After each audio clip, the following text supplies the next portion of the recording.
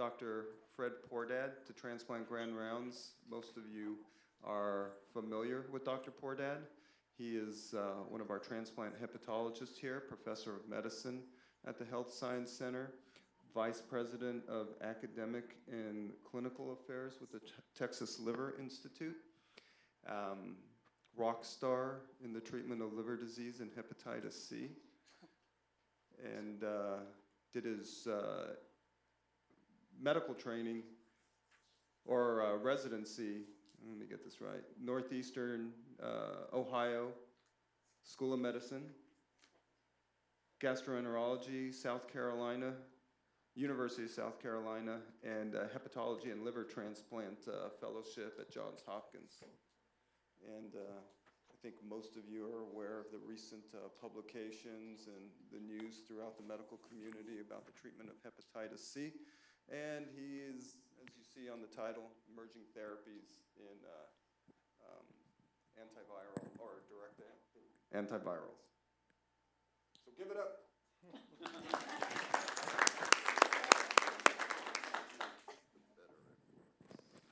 Thanks, Greg. I don't sing or dance, so I'm not that kind of rock star. I want you to get excited.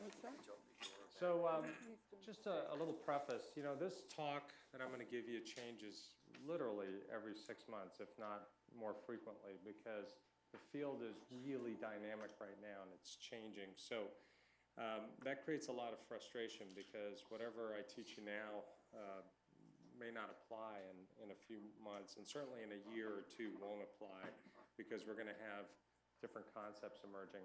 But just by way of background, because not all of you have been treating hepatitis C or looking after these folks for years and years. But in the mid-90s, we were treating these people with Hep C with interferon. And it was a serendipitous discovery when interferon was being used as a cancer treatment that people with elevated ALTs sometimes had an improvement in their ALTs. And that was noted in the mid-80s. 1990, the hepatitis C virus was defined as a virus, an RNA virus.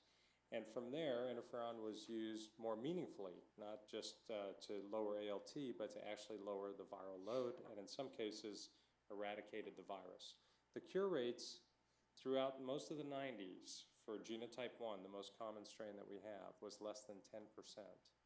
So we would flog these poor people with interferon for a year and rejoice when we cured some of them.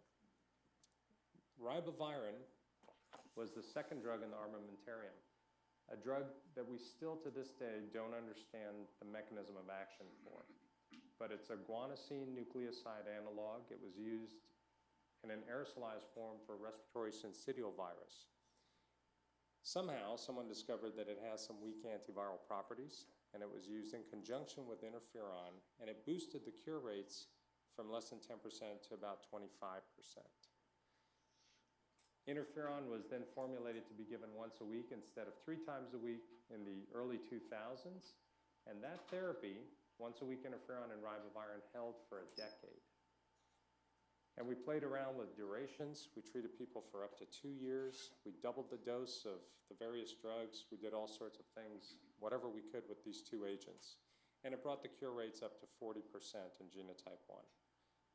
Then in 2011, we had our first true direct-acting antiviral, a protease inhibitor that was modeled after the protease inhibitors used for HIV.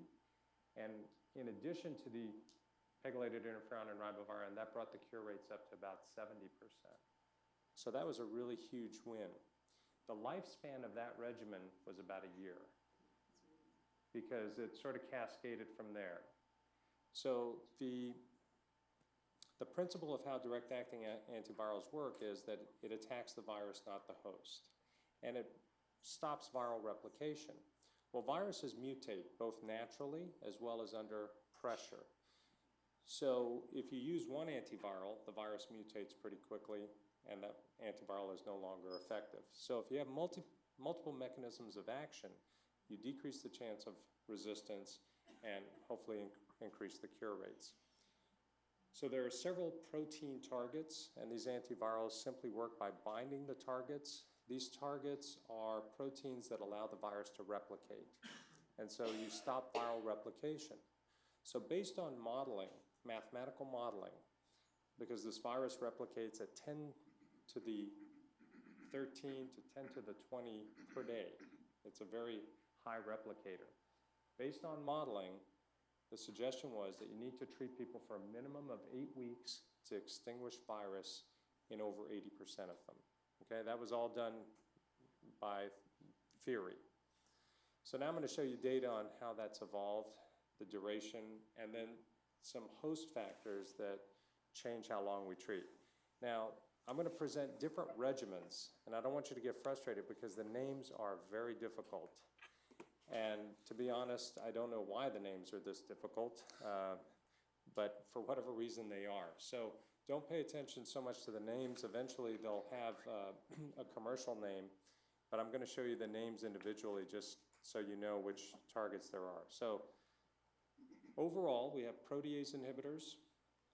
We have an NS5A complex inhibitor, and then we have polymerase inhibitors, which can be either nucleoside analogs or they can be non-nucleoside analogs. Those are the main classes.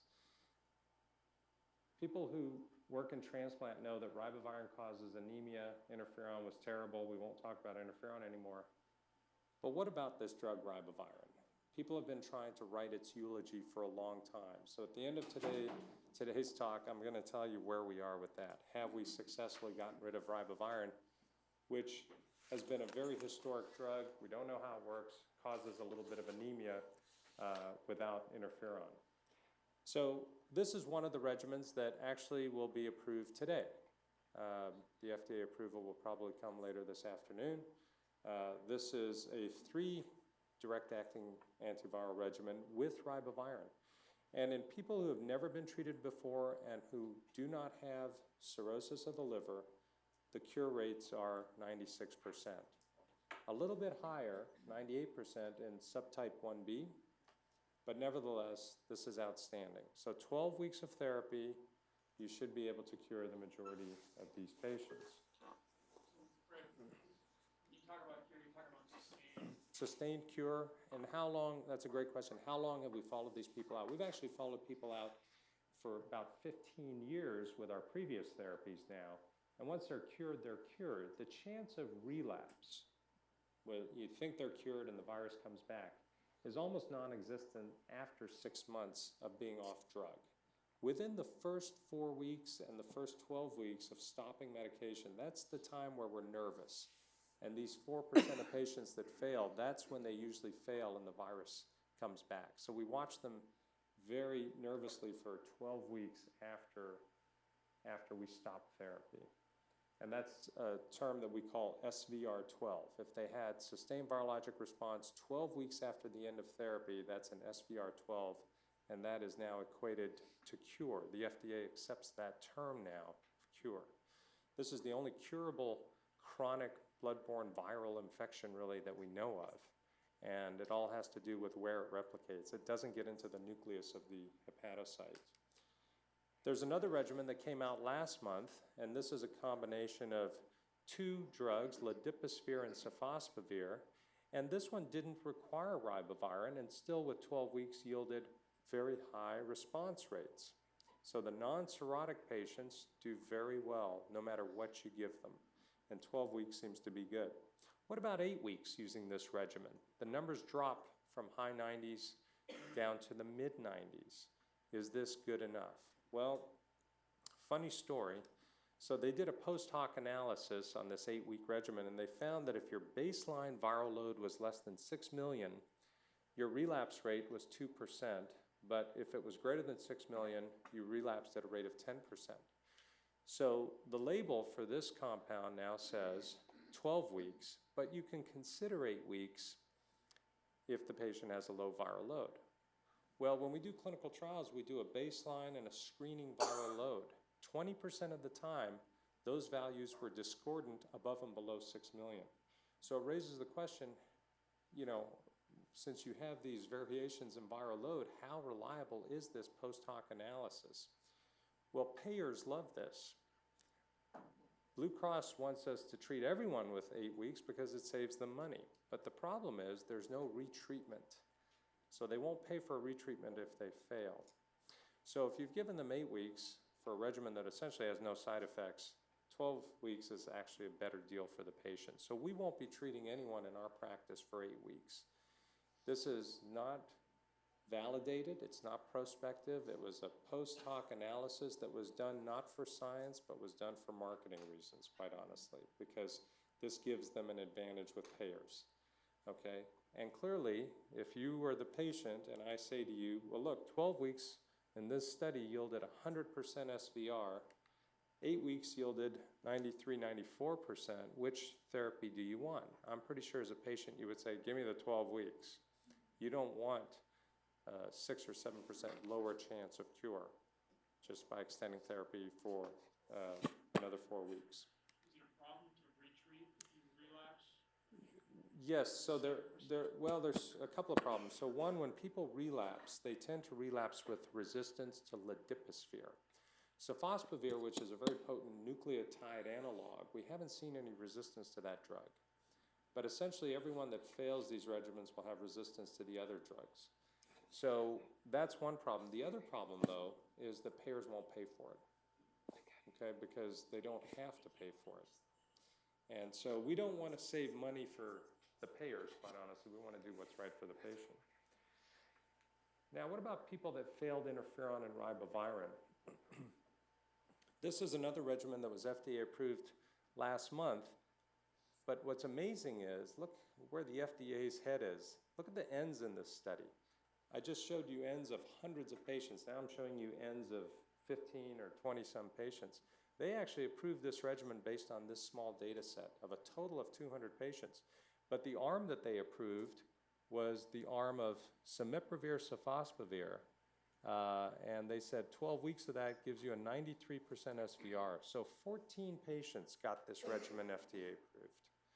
Now, I don't want to get into a discussion of whether that's right or wrong, but I do think we need larger data sets. There is an ongoing phase 3 trial. So we'll see what the data shows, and hopefully it's close to this, because if not, then we're going to have a bit of an issue.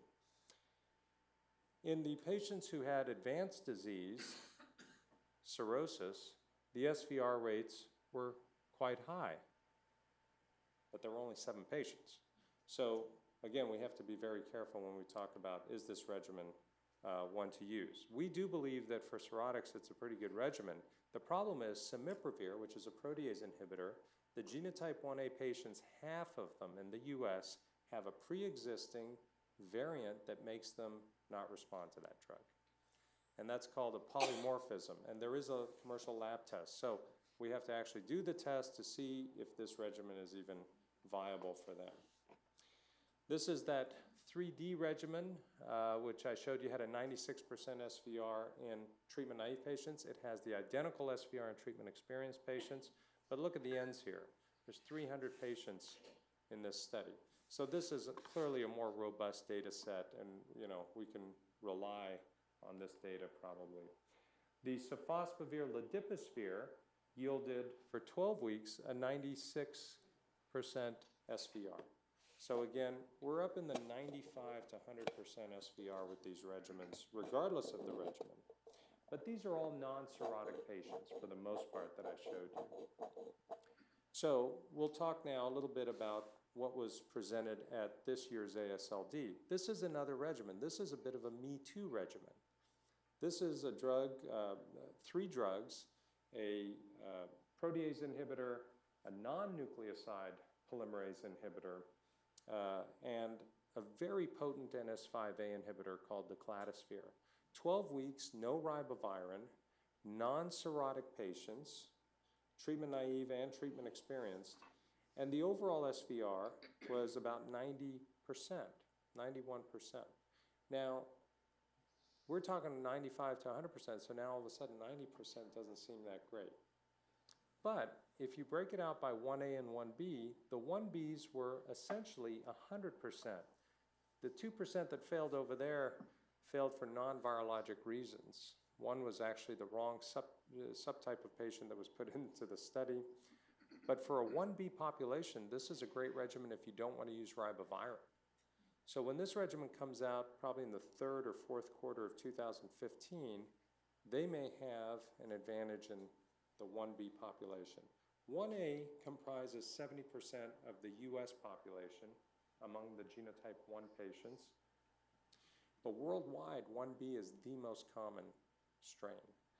So if you're thinking about this disease globally, and you don't want to use ribavirin, and you want to get essentially a 100% cure rate, that's probably how to do it.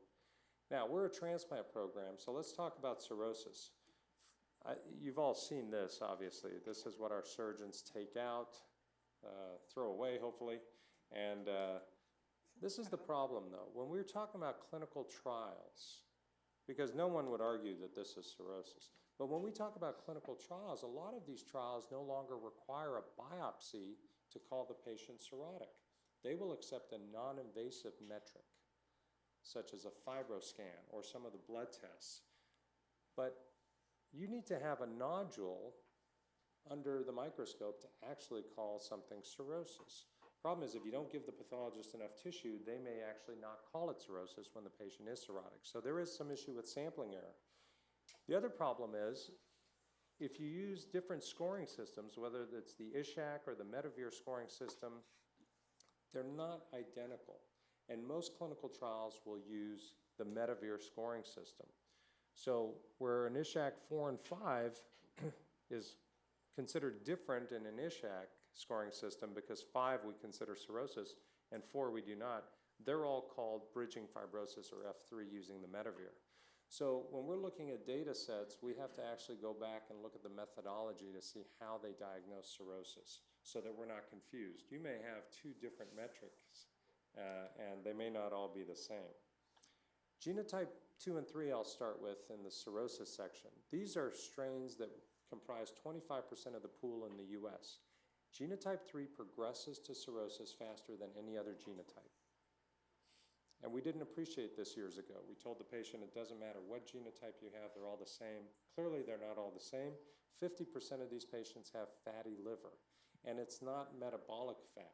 It's a transporter defect that's actually caused by a protein in the virus. Well, if you look at the 60%, that's the experience with cirrhotic genotype 3s. So if you give them sofosbuvir and ribavirin for 6 months, you get a 60% cure rate. Clearly not good enough.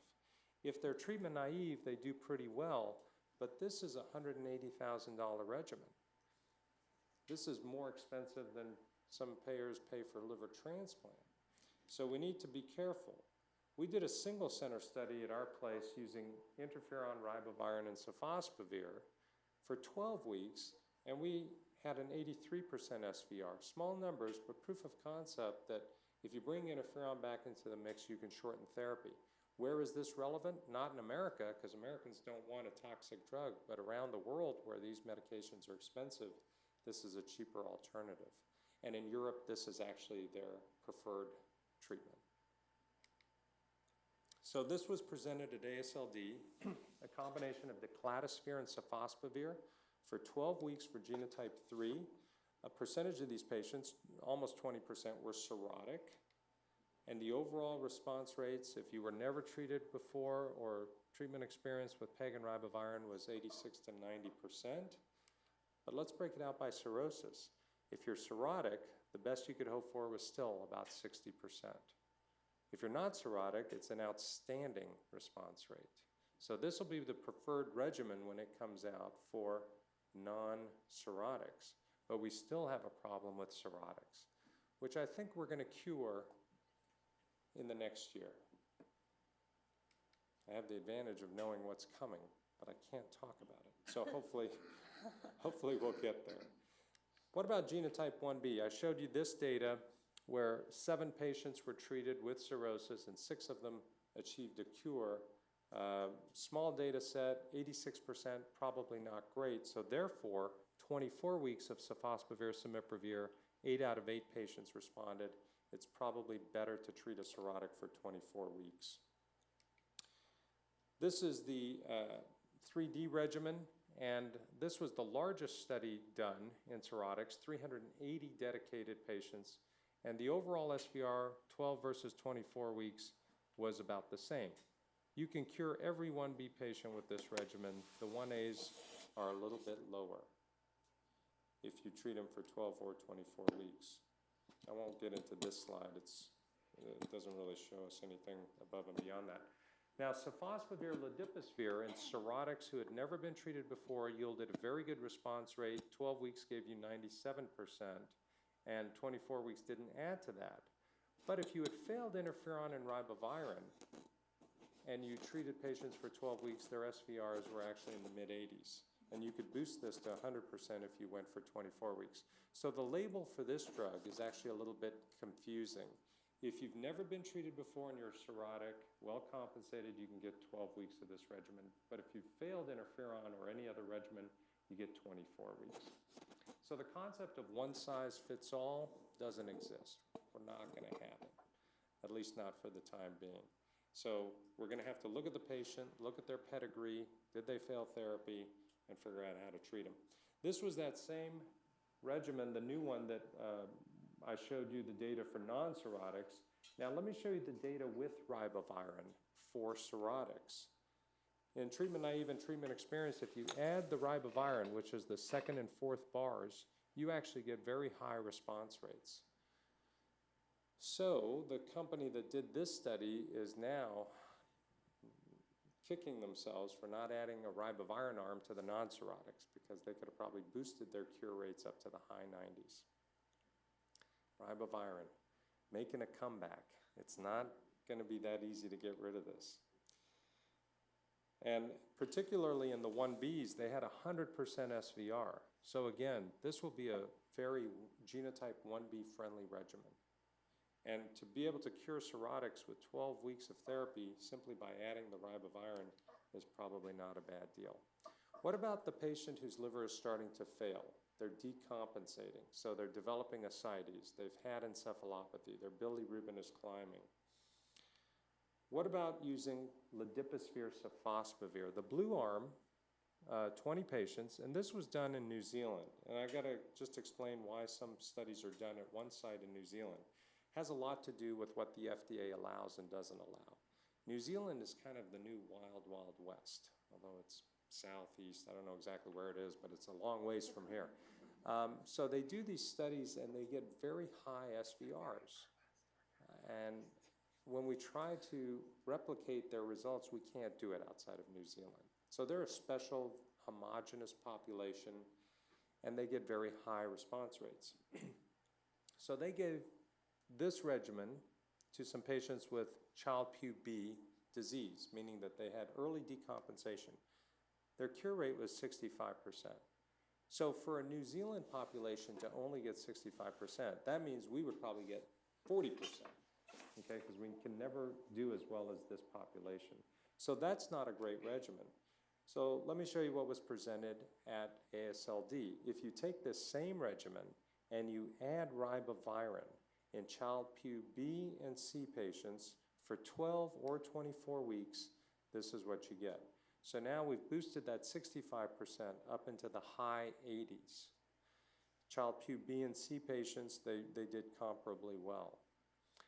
So again, the addition of ribavirin made a delta of over 20% in this population. And this is interesting, yet hard to explain, because it's not a potent antiviral. And yet in cirrhotics in particular, it's a really important drug. I know Vince is cringing over there because he hates ribavirin, but could you mention what dose of ribavirin? yeah, they actually used normal doses and they would dose adjust. Now, we've had trials where we try and creep up on the patient with a lower dose. But remember, a normal dose is based on renal function. So it doesn't have to be 1,000 milligrams or 1,200. You actually look at the GFR and you pick the dose that's appropriate for that patient. But ribavirin is one of those drugs where until you begin, you don't know if the patient's going to have anemia. A third of our population has a polymorphism that prevents hemolysis. all the things that we've discovered, because we've given ribavirin and some people never become anemic. And initially we said, well, they must not be taking the drug. So we measured drug levels and they were taking the drug. But it turns out that this nucleoside is taken up into the red blood cell, and there it's triphosphorylated. Some people are missing the enzyme to triphosphorylate this, and if you don't triphosphorylate this, it doesn't compete with adenosine, which is the natural nucleoside that goes into the red blood cell. And if it doesn't compete with adenosine, the cell doesn't lyse. So a third of patients don't become anemic, okay? So until you start ribavirin, you won't know if the patient has that polymorphism or if they're going to indeed become anemic. So it's a complicated drug. It has a tremendously high volume of distribution. It gets into every cell, and that may be the trick to its success. It can get into a hepatocyte, whereas some of these other molecules may not, because we have shunting around the liver if you have portal hypertension, so intrahepatic drug levels may not be adequate. And then the partition coefficient to get a drug into the cell may be altered for some of these drugs as well. Finally, the immune system inside the liver is different in a cirrhotic. And that's a complex issue, but we know that they don't produce some of their own innate immune clearance proteins. And because of that, we depend on that to clear this virus. They have lower response rates. What about post-liver transplant? Let's take that same regimen, ladipasvir, sofosbuvir with ribavirin, and look at 12 versus 24 weeks. This is a big study. There's over 100 patients in each arm. They didn't include cirrhotics, at least not too, no, I apologize. They did include cirrhotics, but the cirrhotics, the advanced cirrhotics didn't do very well. So the F0 to F3 patients did remarkably well, even with 12 weeks of therapy. But as the Child-Pugh score started to decline, the response rates declined as well. Sofosbuvir's only weakness as a drug appears to be the fact that it's a nucleotide and it has to be phosphorylated to work. And so the failing liver doesn't phosphorylate drugs very well, apparently. And so the efficacy seems to be diminished in these very advanced patients. So this is late post-transplant, This is post-transplant. but late as opposed to Yeah, but the F0, F3s obviously hadn't progressed.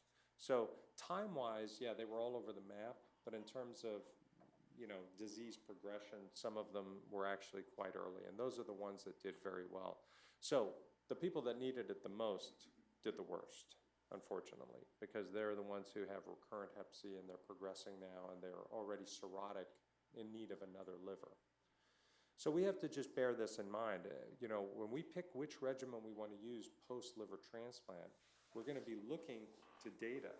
But what this tells me is you can't extrapolate the non-cirrhotic data to the failing liver data because it's a different animal, right? This same regimen yielded 95 to 100% SVR across the board in non-cirrhotics, as it does here. But once you develop cirrhosis, then beyond compensated cirrhosis, then the SVR really starts to drop off. And remember, they used ribavirin here, which in the post-transplant setting is always tricky because everyone has renal insufficiency. So we have to dose it based on their particular renal function. This is the other regimen, the 3D regimen that'll be approved today, and this is an interesting regimen because it actually has a very potent protease inhibitor, but it uses ritonavir as a pharmacologic booster. So it increases the exposure to this drug tremendously. That's good. Ritonavir has a lot of CYP3A4 interactions. That's bad.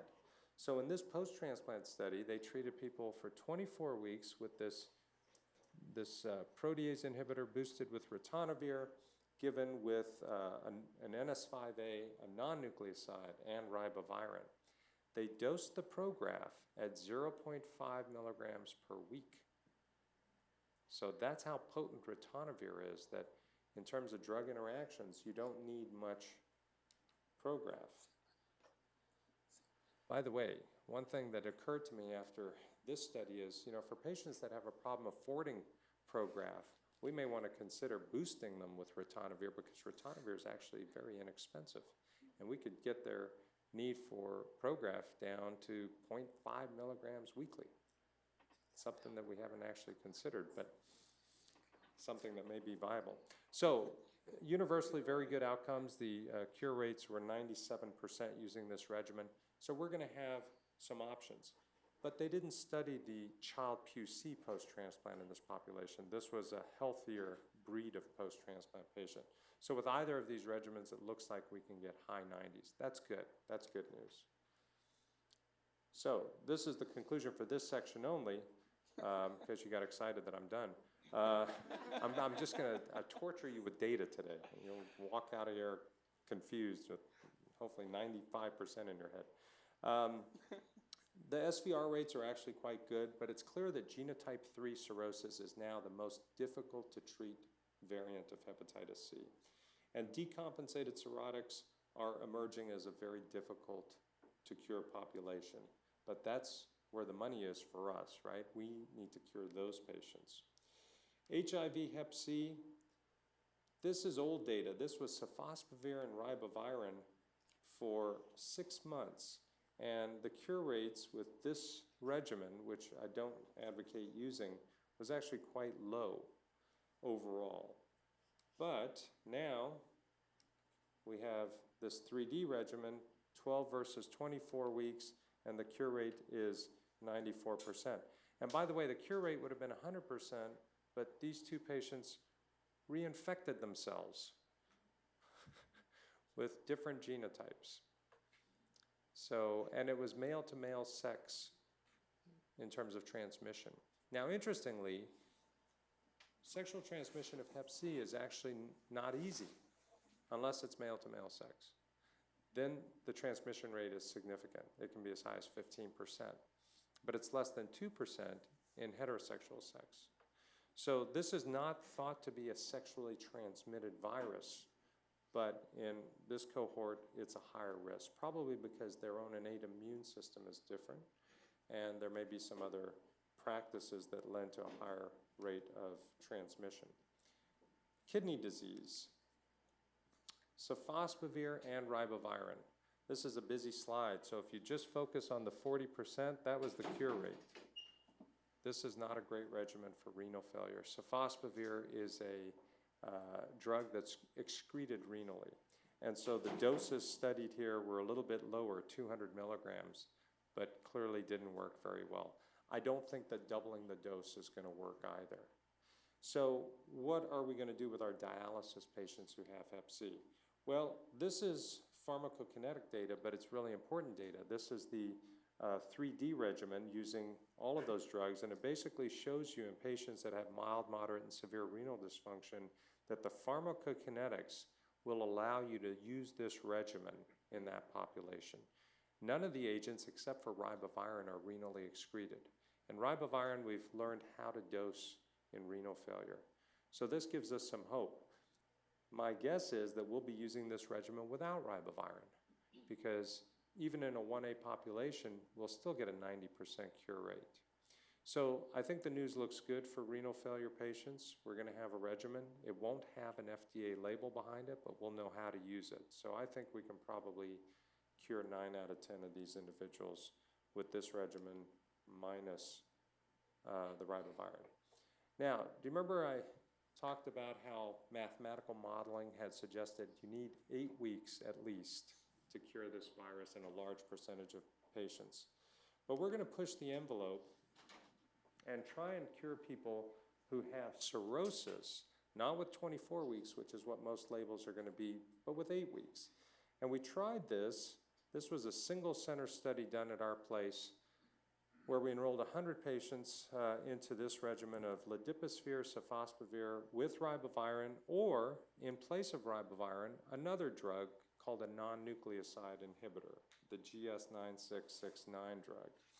So all of these patients were cirrhotic, and we used 8 weeks for all 3 arms, and the idea was to see how low could we go in the hardest to treat population. And these are the results, about 80 to 90% SVR. Now again, a few years ago, this would have been miraculous, but now 8 weeks is clearly, with this regimen, not viable in a cirrhotic population. So we're going to push the envelope a little bit further with some other things, but I think the mathematical modeling was correct. You need at least 8 weeks, and in cirrhotics, you need longer.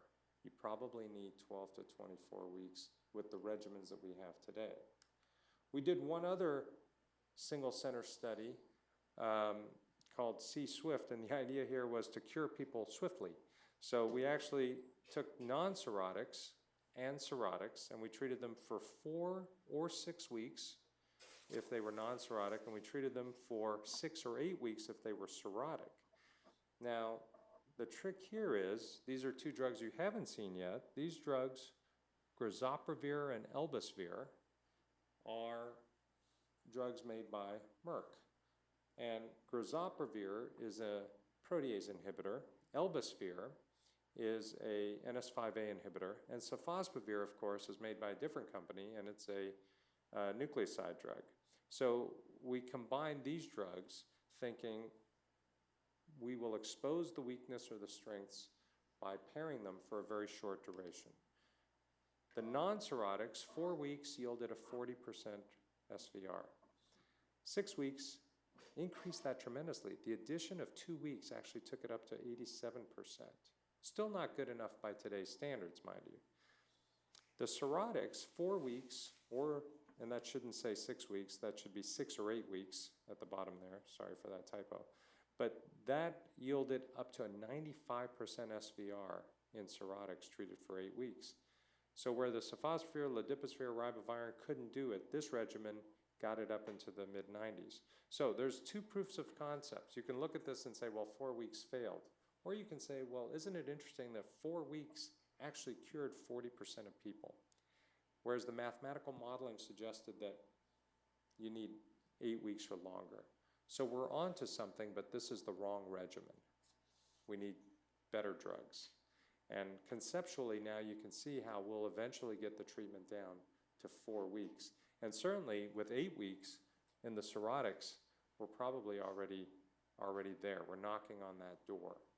So, Why yeah. was SVR 12 not used in this, or is that just The study's ongoing still. I see. So we had data up to SVR 8 at the time of presentation, but the patients are still actively enrolled. Now, this is a very large study. This is a overall 140 patient study, but we have a genotype 3 component to this study as well, which will be presented at the European liver meetings in a few months. And so we look forward to hopefully very good outcomes there.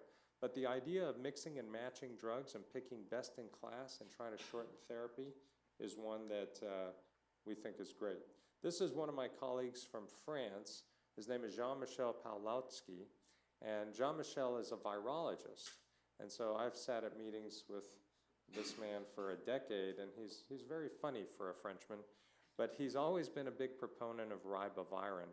And so he actually tweeted at the liver meetings about the revival of ribavirin. So for all the people that that were non-believers, I think we have to accept that ribavirin has not yet gone away, and in fact, it made a bit of a comeback this year. So a lot of regimens, a lot of excitement around this. What we're going to do in the next few years is try and do some novel things by taking drugs that so far no one's heard of, but are in existence in early phase development, that have completely different mechanisms of action. And we're going to try and shorten therapy by using direct-acting antivirals, some unique mechanisms of action, and we're really going to try and get the therapy down to 4 weeks. 12 weeks is great, but there's a lot of problems with 12 weeks. In a clinical trial setting, we're watching the patients very carefully. But taking pills for 12 weeks is actually not as easy as one might think. And most of these patients won't have the institutional memory of how bad it was to take interferon for a year.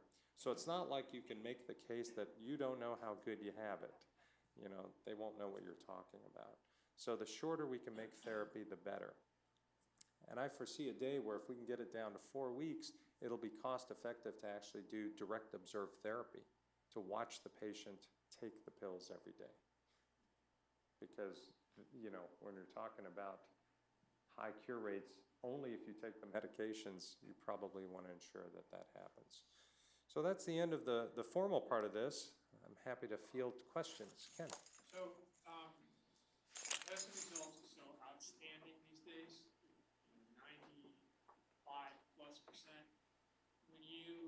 structuring a study with the FDA, what's the end goal?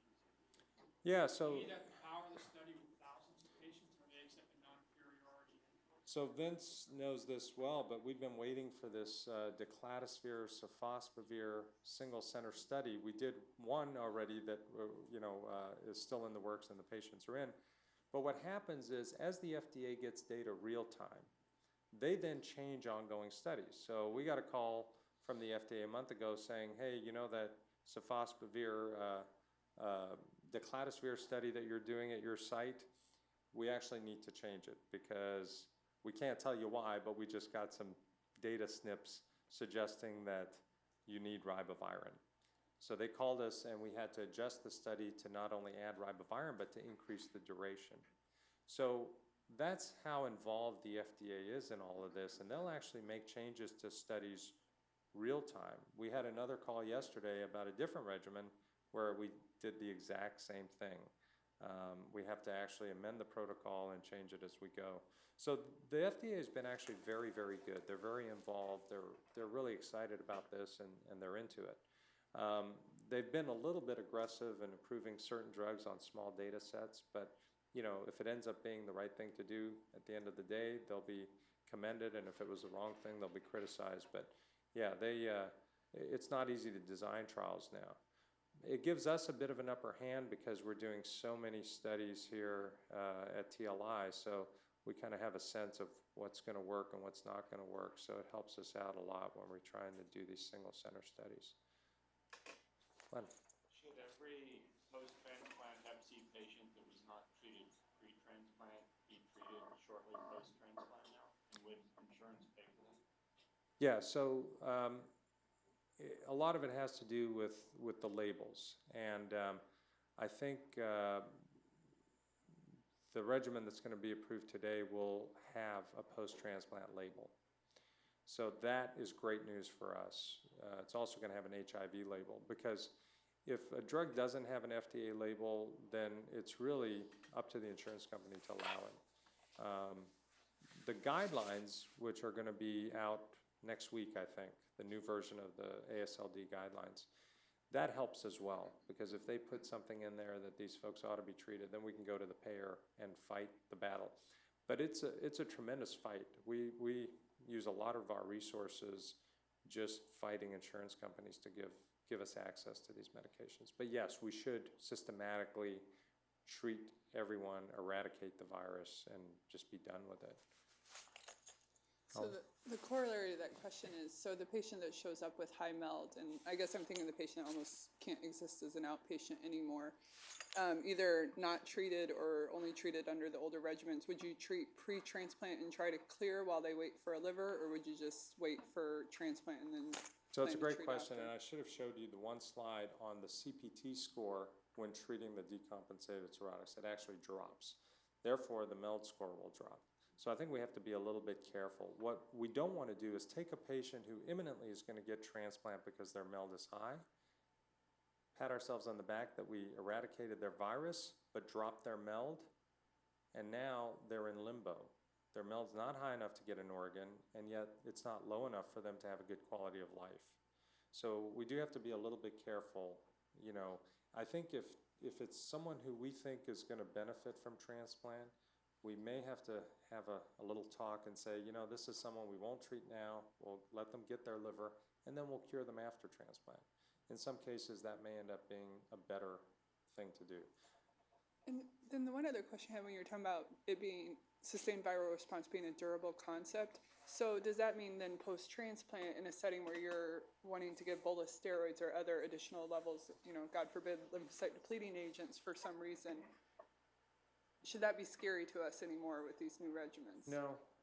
And where we've eradicated virus pre-transplant and post-transplant, we've had to give them very strong T-cell depleting therapy. We've not seen recurrences. So there's no credible data that's yet emerged to suggest that this virus can hide or that it has a latency once it's gone.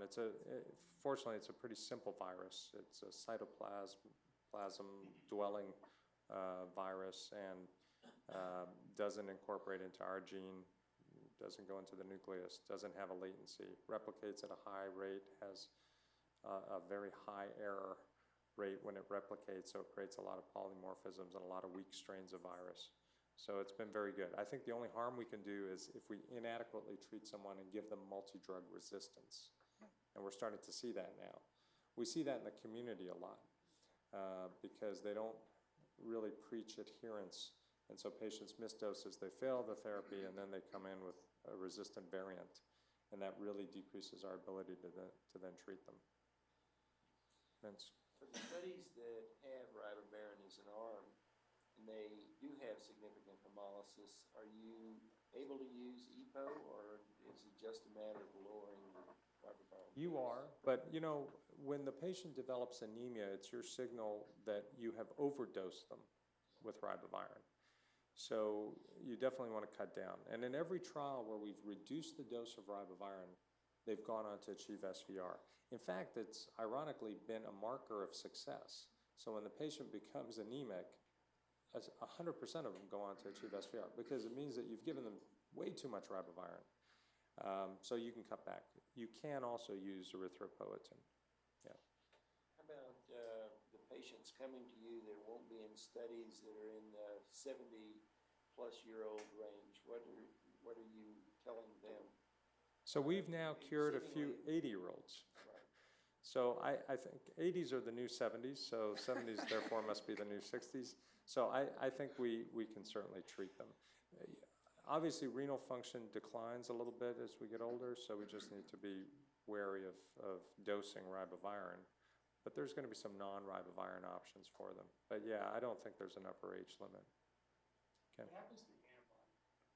The antibody so far remains positive. So it's interesting though, because you would wonder if it will ever decline and wane.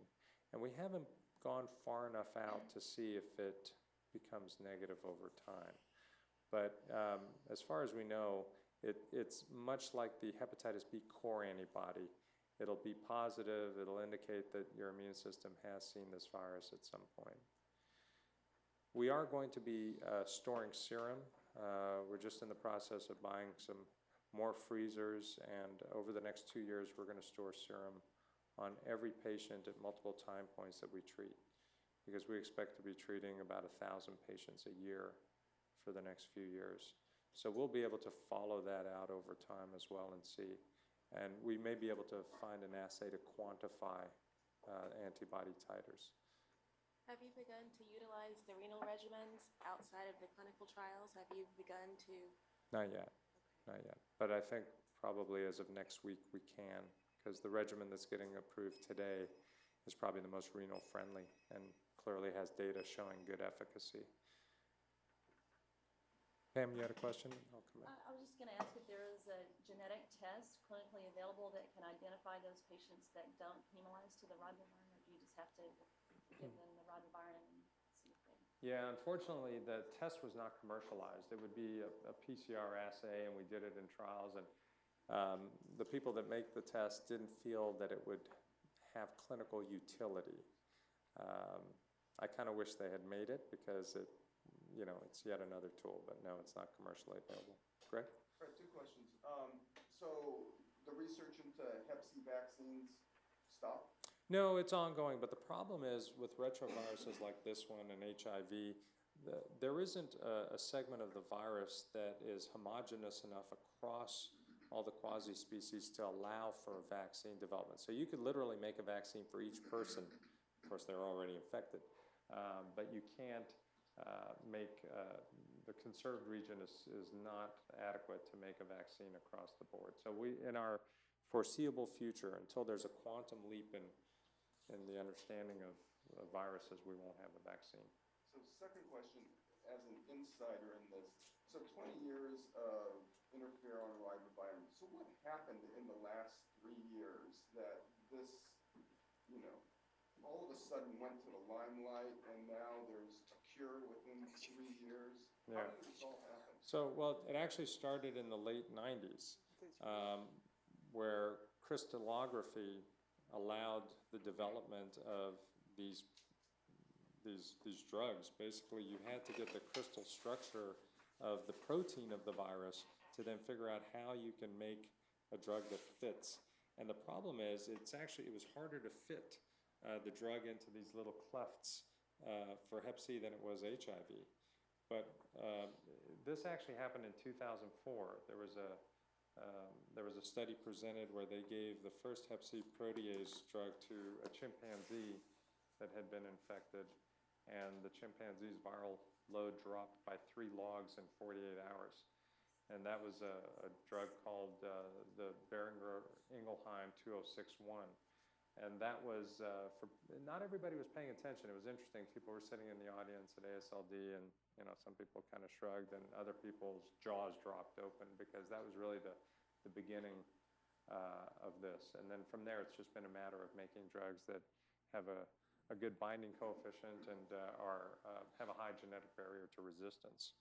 So it's been slower than it appears. It's been going on for over 15 years. It just, once the first viable one was developed, then it was easy to kind of copy it. And essentially that's what happened. And technology has improved as well. So now you can make multiple molecules in a lab and test them in a replicon system, which we didn't have before. So instead of doing these in vivo experiments, you can do them in an in vitro setting, and then figure out if the drug has any activity. Does anyone understand what's different about the structure of genotype 3 that makes it more resistant to the drugs? Yeah, that's great question. So the polymerase is a little bit different in that particular one, but they haven't been able to get a crystalline structure of that polymerase for genotype 3 yet. So it's a little bit confusing why it's so resistant. It's also confusing why it has this additional feature of causing fatty liver. The core antigens in that virus are very unique, and they do some other things to the body. So if you look at the phylogenetic tree of these viruses, we call them all hepatitis C, but some of them actually have more in common with non-Hep C viruses than they do with each other. So even though we call them all hepatitis C, they're not all necessarily of the same family, and genotype 3 may in fact be a little bit different. I don't know. What happens to the non-responders to these drugs in the future? Because they now join the non-naive cohort. Does this become the new group that we look at for transplant, or do you see things coming down that are going to be focusing on the non-responder, non-naive? Yeah, so the way we look at things as investigators, we have to look forward and say, okay, what's the next population? So the next population are going to be the multi-drug resistant or the DAA failure patients. So we're embarking on our first 2 trials in 2 months to start collecting those patients. So we're going to study them and figure out what to do with them. But I hinted, and I can only hint at it at this point, but there are other novel mechanisms of action that are coming. They won't be oral, and they won't act this way. So we're going to have to find answers for people that fail the direct-acting regimens. Thank you. Thank you all very Thank much. you. Have a happy holiday. Mhm.